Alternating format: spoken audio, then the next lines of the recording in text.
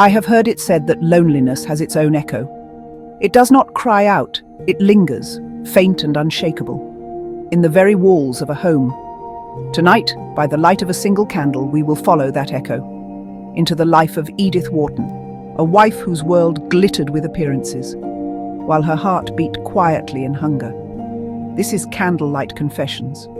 Draw close, lean into the shadows, and let me unveil what society kept hidden behind its velvet curtains.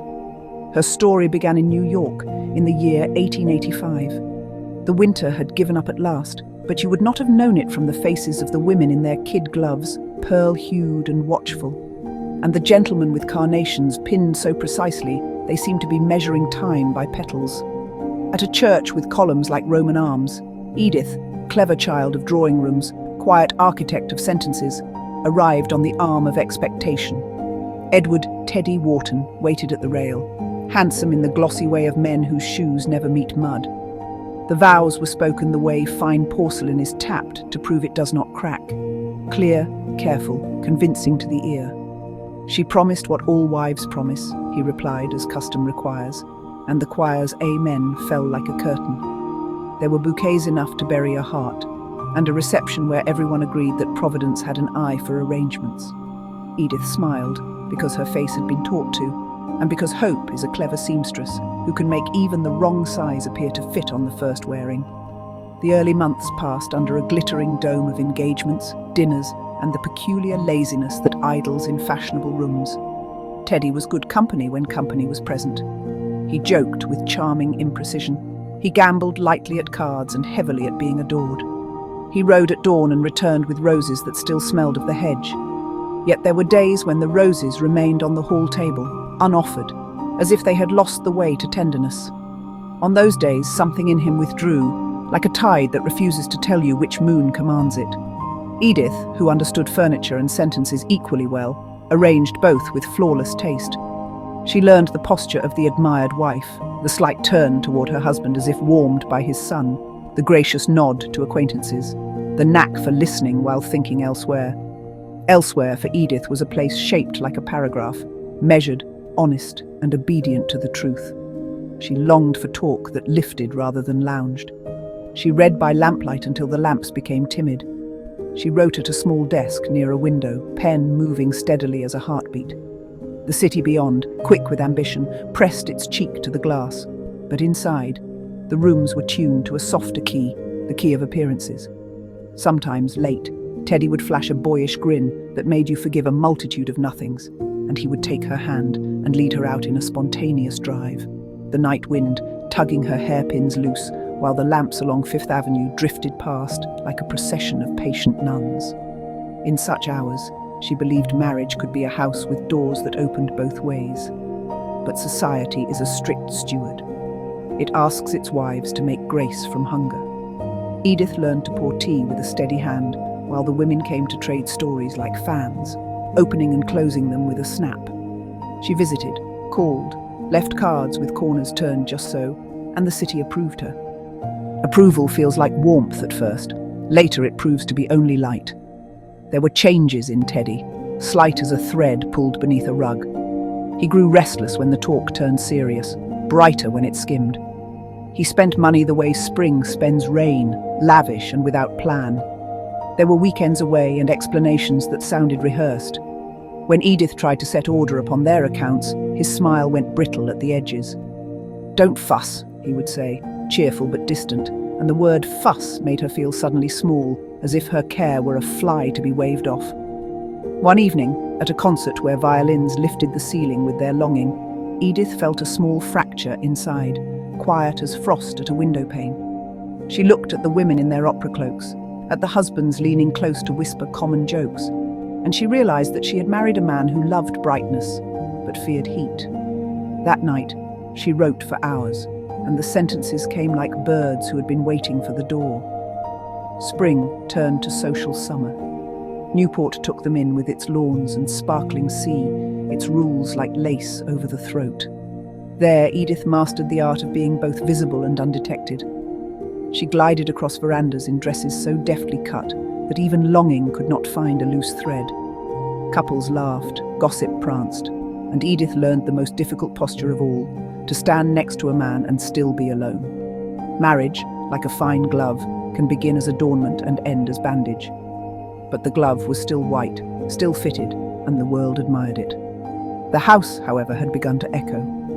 In time, the city would grow too tight for pretenses, and the countryside would be asked to keep a secret. Let me take you there now, to a hillside where a white house gazed at its lake, like a woman watching her reflection for signs of truth. Lennox, in the Berkshires, where summer is a clean handkerchief and autumn is a letter written in gold. The house stood broad and bright upon the rise, terraces laid out in a geometry that satisfied the eye. Visitors exclaimed over symmetry, over the Italianate gardens stitched to the lawn like embroidery, over the view that made one think of ancient houses that had learned to be wise. Edith chose the house as one chooses a sentence, deliberately, with ear and eye turned toward balance. She had a library where the sunlight wore itself to silk across the floor. The shelves, buttoned with books, were the friends who never failed to arrive. On a small table, fresh flowers nodded their patience. The rooms exhaled thought. If a mind could have a dwelling, this was it. They called it a retreat, a haven. Haven is what we name a place when we cannot bear to name it a face-saving. In the Berkshires, they played host to the sort of society that travels like a troupe, each person carrying two expressions, the one for arrival and the one for after supper. The house accepted them all, the charming and the curious, the kind-hearted, and the lady who collected confidences as if they were pearls for a later necklace. Edith had a ritual for mornings.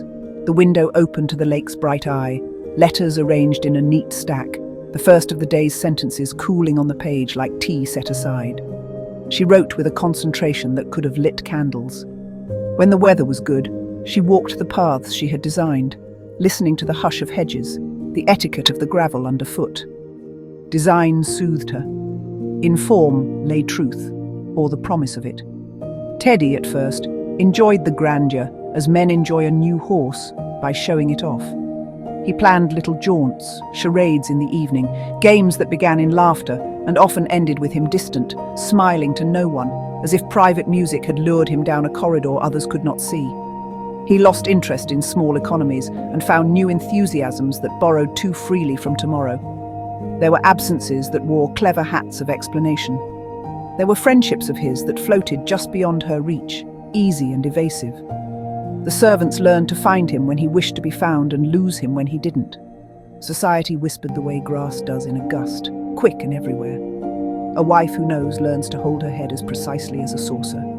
Edith learned, and she did not spill a drop. She kept the house in perfect order because order is the last gown a woman puts on when the evening threatens to be cold. Invitations continued. The silver glowed. Her pages accumulated like soft snowfall. And yet, in certain corners, loneliness hung like a shawl no one had the kindness to lift from her shoulders. There were signs she understood, but did not permit herself to confess aloud. A bill for a stay in town, itemized with an attention to comfort that felt too thoughtful to be solitary.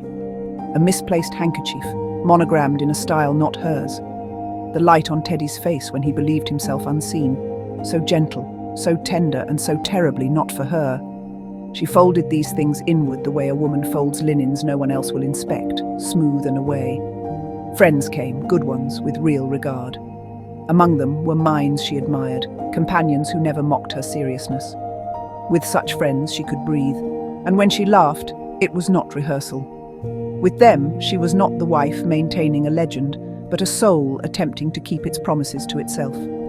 She wrote in the morning and returned to the world by afternoon, as if stepping from a chapel into a reception, crossing the little distance between truth and display with all the grace she had. Letters grew important. On thin paper, in a script both careful and alive, she sent her thoughts outward to those who might answer with understanding rather than appetite. Letters ask the world to slow down. They require time and silence, and they bring both as a dowry. In letters, she could say what the drawing room would never allow, and what the bedroom refused to answer. Teddy's moods grew more unsettled, days sugar-bright and then inexplicably overcast. There were jests that cut when they were meant to charm. There were absences from supper that arrived with apologies perfectly suited to gentlemen whose stories have more gloss than truth.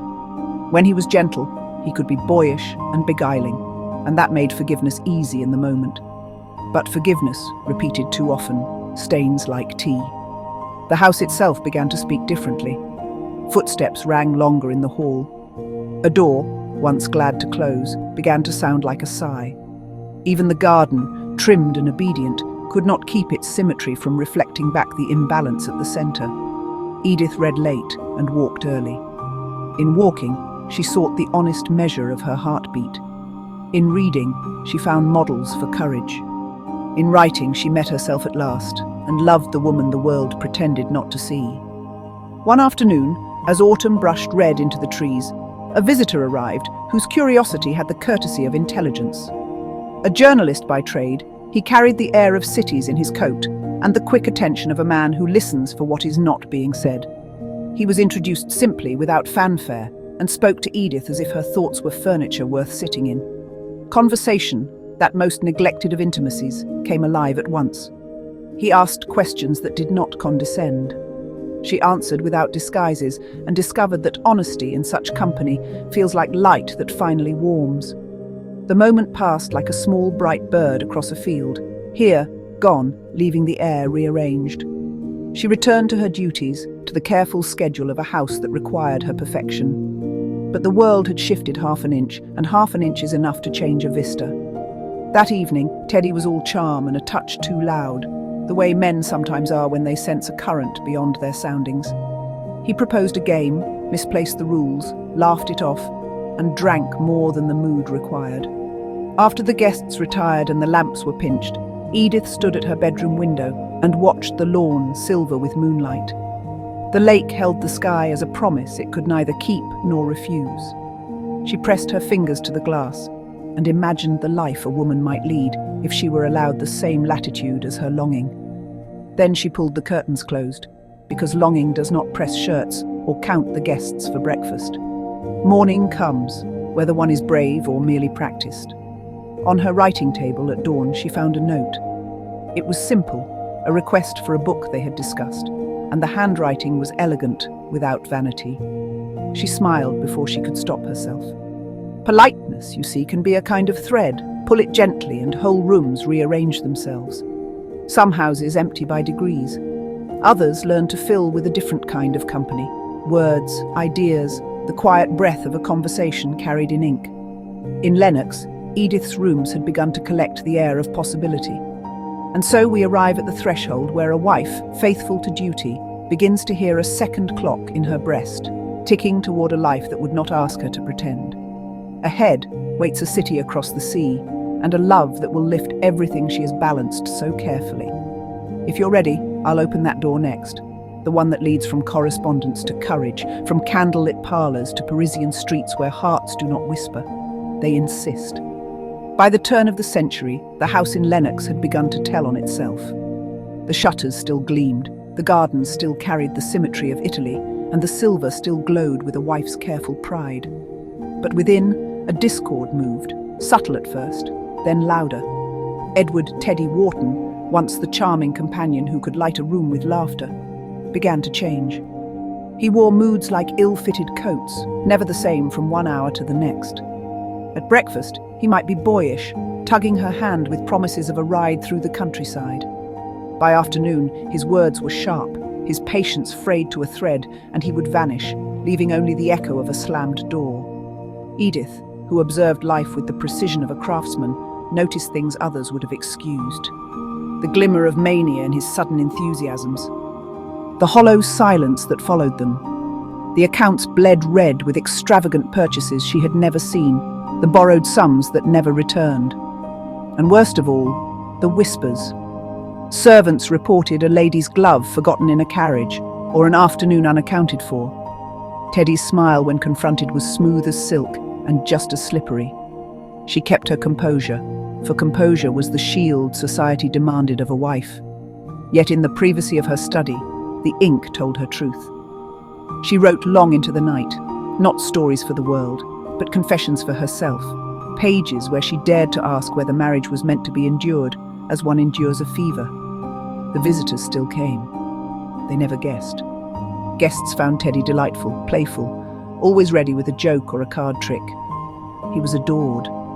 What they did not see was the shadow behind his cheer, the way his eyes could go blank as if listening to something within that no one else could hear. Edith's heart bore the weight of contradiction, loyalty to her vows, and the growing terror of a husband she could not anchor. She became nurse, accountant, actress, all at once. Nights she lay awake listening, wondering if footsteps would come to her door in tenderness or in some wildness she could not predict. Society never asks if a wife is safe. It asks if she is proper. Edith remained proper, her smile a veil of silk so fine no one noticed it was a shroud. But something inside her had begun to crack, small at first, like the hairline fracture in porcelain. And into that fracture, light began to pour. Letters are the most dangerous of objects. They carry voices across miles, wrapped in the intimacy of ink, touched by hands that tremble or insist.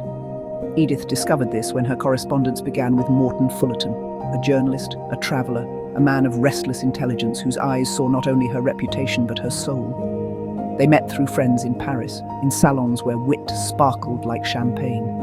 At first it was harmless. A book exchanged, a polite conversation carried beyond the dinner table. But in his voice there was something Edith had never been offered, respect entwined with desire. He wrote to her. Long letters filled with thoughts on art, politics and love, always circling love, as if afraid to name it but unable to leave it untouched. Edith replied. Her letters, careful at first, became more daring, confiding secrets no drawing room could contain. On the page, she was no longer the dutiful wife. She was the woman she had hidden, hungry, searching, alive. Each envelope pressed into her hand felt like a pulse. She waited for them, counted hours by them. And in those words, she discovered the warmth that Teddy's silences had starved her of. Paris itself conspired with them. The boulevards at twilight, the Seine whispering against its banks, the carriages rolling over cobblestones as if carrying secrets in their wheels. Edith walked those streets with her heart awake for the first time. Fullerton's eyes followed her as if she were not the famous Mrs. Wharton, but simply Edith, a woman whose laughter deserved to be answered, whose longing was no longer a shame. But passion is not a quiet guest. It arrived like a storm at the edges of her carefully built world. She feared it, resisted it, and yet returned to it, as one returns to the window where light insists on spilling through. The wife who had once endured now found herself alive in a way both thrilling and terrifying. She was still tethered by duty, yet the chain trembled each time Fullerton's name crossed her lips. In the hollow halls of Lenox, Edith played her part. But in her letters in Paris, in secret moments stolen from propriety, she discovered something that tasted of freedom and of ruin. And so, she stood at the edge of two worlds, one stitched by duty and appearances, the other set alight by a forbidden flame. Ahead lay choices that could not be unmade, betrayals that would echo, and a love that, for all its heat, carried shadows of its own. There are men who enter a woman's life like a gust of wind, brief, careless, forgotten as soon as the curtains settle. And then there are those who arrive like a tide, reshaping every shore they touch. Morton Fullerton was such a tide. He was not dazzling in the vulgar way of fortune hunters. His charm was subtler, woven of intellect and worldliness. He carried Paris in his voice, that city of contradictions, sacred and sinful, glittering and decayed. He had seen wars, he had written of empires, and when he spoke of love, his words were like flint against steel. They struck sparks Edith had long buried under duty's ash. Their friendship began as a correspondence of minds. But minds, once kindled, lead the body where it dares not confess aloud. A glance too long at a supper table. A walk shared after others had turned home. The brush of his hand against hers, deliberate in its hesitation. One evening in Paris, when the Seine carried the lights of the bridges like a jewelled necklace, Fullerton leaned close as they paused by the water's edge. "You have written of gardens," he murmured, "but do you know how it feels to be one?" Edith's breath caught. She, who had written entire novels, had no reply. For the first time, words failed her, because passion does not require words, only silence deep enough to hear the heart insist on itself. The affair blossomed in secrecy. Letters became trysts. Trysts became memories seared too vividly to be undone. For Edith, who had endured a marriage of chill propriety, the sudden heat was nearly unbearable. she discovered herself anew, not only as author or wife, but as a woman. And yet, passion is never gentle. It demanded risk. In every carriage ride, in every stolen hour at a Parisian hotel, she knew the walls of scandal pressed near. Society's judgment was a guillotine always hanging. But in Fullerton's arms, she found the one place where she did not care if the blade fell. Still, love is not a simple kingdom. Morton was restless, fickle as Parisian weather. He whispered devotion with one breath and vanished with the next, drawn by other faces, other lures. Edith sensed it, felt the shift as only a woman who has lived long in disappointment can feel when betrayal circles again. But her heart, poor captive, clung to him all the same. Edith now lived in two realities, both suffocating in their own way. In Lennox, she was the devoted Mrs. Wharton, bearing Teddy's decline with composure. His instability had grown sharper, his affairs less concealed.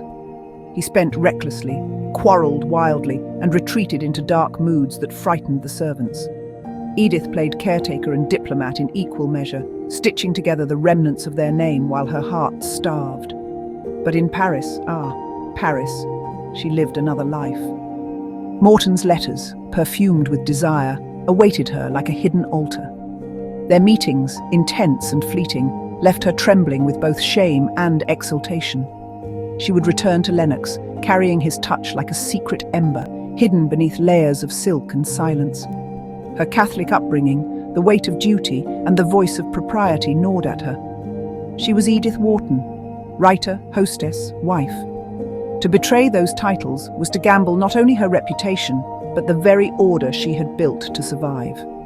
And yet, every time she held the quill to answer Morton's letters, she felt herself alive. More alive than she had ever been within the hollow grandeur of her marriage. Pen scratching furiously, then stopping. A sigh. One night she dreamed she stood in her own garden in Lennox. Teddy called her from the terrace, his voice weary, almost childlike. Behind her, Morton whispered her name, soft as a prayer. She turned, torn, and the garden split like glass underfoot. She woke with tears on her cheeks and ink stains on her fingers. The truth was clear. She was bound to two men, and yet belonged to neither. One, a husband sinking into ruin, dragging her name into shadows. The other, a lover who gave her passion but withheld certainty, leaving her suspended in a dangerous rapture. This is the cruelest torment, to discover the love you have yearned for all your life, only to realize it may never be wholly yours. And still, the story pressed forward. Ahead lay revelations that could no longer be hidden, choices that would fracture her world forever. The wife who had endured, the lover who had dared. Soon, both masks would be torn away. The year was drawing toward 1913, and Edith Wharton's life had become a tapestry of unraveling threads. Teddy, once the playful husband whose laughter charmed parlours, had sunk deeper into the shadows of his mind. His mood swerved like a carriage with a broken wheel, one day giddy, the next consumed with despair or rage. Freedom, when it finally came, was not the jubilant cry of a woman released. It was quieter, like a door closing softly on a room too long endured. Edith was 51 years old, an age when society declared a woman's story complete. And yet, hers was only beginning. She left Teddy behind, his decline too steep to recover, his infidelities etched into memory. Their great house in Lennox, the Mount, no longer echoed with forced laughter. Edith moved abroad, finding in Europe the companionship of minds who valued her brilliance. She poured her heart into her work, her novels speaking truths she had lived in silence. The House of Mirth, the Age of Innocence. Stories that bared society's hypocrisies as only she could. Her affair with Fullerton had ended, but it had awakened something in her that could never be extinguished. The knowledge that passion existed, that she was capable of it, and that she need not apologize for having desired it. It was both her wound and her triumph. In Paris, she lived surrounded by books and conversation, her pen never still. She entertained statesmen and artists, soldiers and poets. The war years would test her, but also bring out her greatest acts of charity, helping refugees, opening her home to the wounded, proving that her courage was more than words on a page. And so the scandal of Edith Wharton's marriage was not that she betrayed her vows, nor that she found passion where duty had failed. The true scandal was that society demanded she keep silent while her soul starved. When she chose freedom, she shattered not only the chains of her own life, but the quiet tyranny that held countless women bound to loveless unions. She paid for it in whispers, in raised eyebrows, in the cold judgment of those who never dared as she did. But she gained something rarer than approval. She gained herself. And perhaps that is the confession most worth whispering by candlelight. That a life of appearances is no life at all, and that even the bravest hearts are those that dare to love, even if love does not last. And so, dear listener, we close the book on Edith Wharton's hidden heart. Behind the glitter of society, beneath the silks and the salons, she lived the truth most feared in her age. That a woman can hunger for love, and that silence is its own betrayal. If tonight's confession has stirred you, remember, every candle we light reveals shadows, and every shadow holds another secret waiting to be told. Thank you for keeping vigil with me here at Candlelight Confessions. Until the next story, keep your own heart guarded, but never quiet.